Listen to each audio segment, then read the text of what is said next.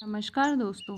आज मैं आपको मुंशी प्रेमचंद जी की एक कहानी सुनाने जा रही हूँ जिसका नाम है कफन। आइए शुरू करते हैं। भाग एक। झोपड़े के द्वार पर बाप और बेटा दोनों एक बुझे हुए अलाव के सामने चुपचाप बैठे हुए हैं और अंदर बेटे की जवान बीवी बुधिया प्रसव वेदना में पछाड़ खा रही थी। रह रहकर उसके मुंह से ऐसी दिल हिला देने वाली आवाज़ निकलती थी कि दोनों कलेजा थाम लेते थे। जाड़ों की रात थी।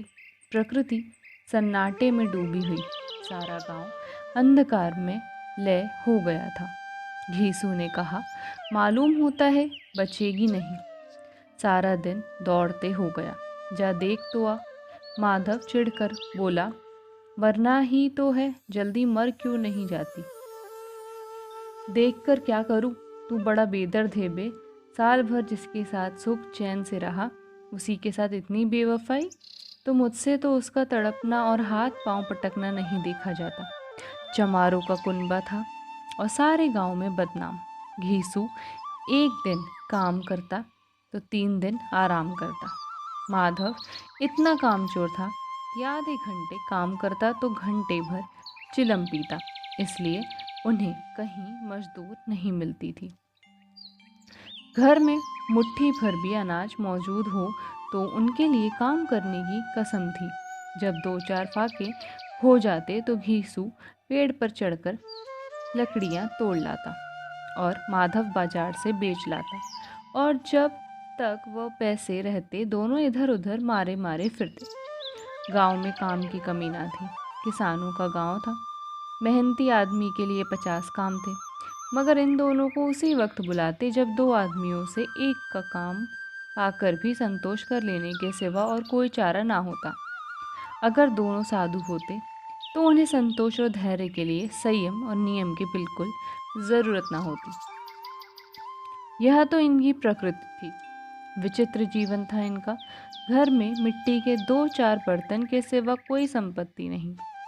फटे चीथड़ों से अपनी नग्नता को ढाके हुए जिए जाते थे। संसार की चिंताओं से मुक्त, कर्ज से लदे हुए।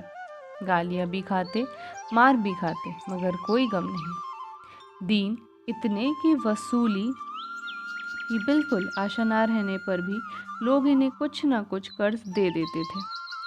मटर आलू की फसल में दूसरों के खेतों से मटर या आलू उखाड़ लाते और भून भान कर खा लेते, या 10-5 ऊख उखाड़ लाते और रात को चूसते।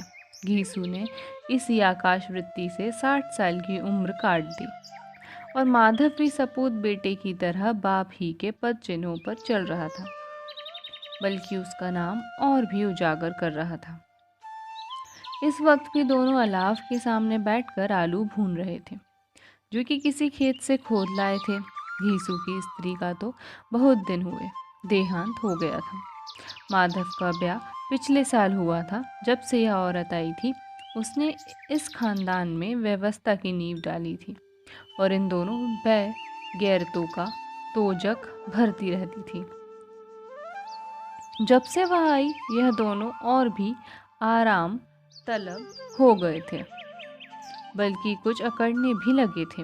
कोई कार्य करने को बुलाता तो निब्राज भाव से दुगनी मजदूरी मांगते। वहीं औरत आज प्रसव वेदना से मर रही थी और यह दोनों इसी इंतजार में थे कि वह मर जाए तो आराम से सोएं। घीसू ने आलू निकाल कर छीलते हुए कहा, जाकर देख तो क्या दशा है उसकी। चुड़ैल का फिसाद होगा और क्या। यहाँ तो ओझा भी 1 रुपया मांगता है। माधव को भय था कि वह कोठरी में गया तो घीसू आलूओं का बड़ा भाग साफ कर देगा। बोला, मुझे वहां जाते डर लगता है। डर किस बात का है, मैं तो यहाँ हूँ ही। तो तुम ही जाकर देखो ना।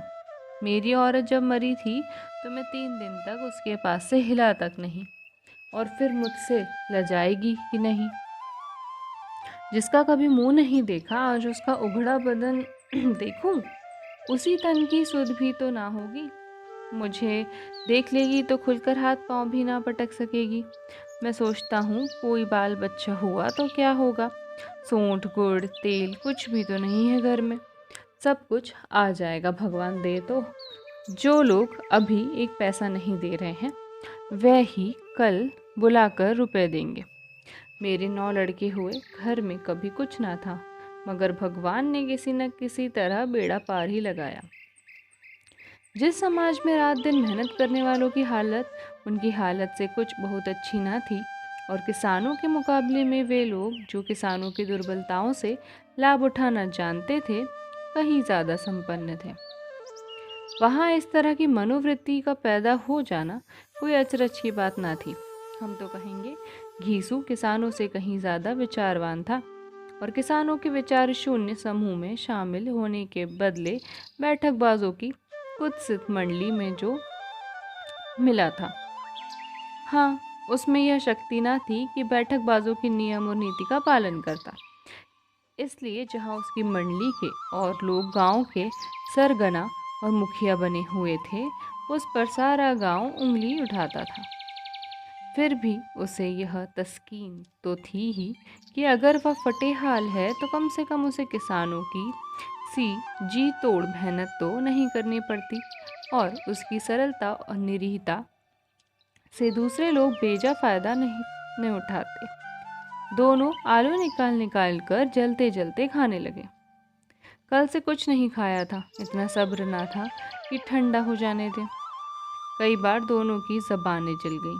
छिल जाने पर आलू का बाहरी हिस्सा जबान, हलक और तालू को जला देता था, और उस अंगारे को मुंह में रखने से ज़्यादा खैरियत इसी में थी कि वह अंदर पहुंच जाए। वहाँ उसे ठंडा करने के लिए काफ़ी सामान थे, इसलिए दोनों जल जल निगल जाते।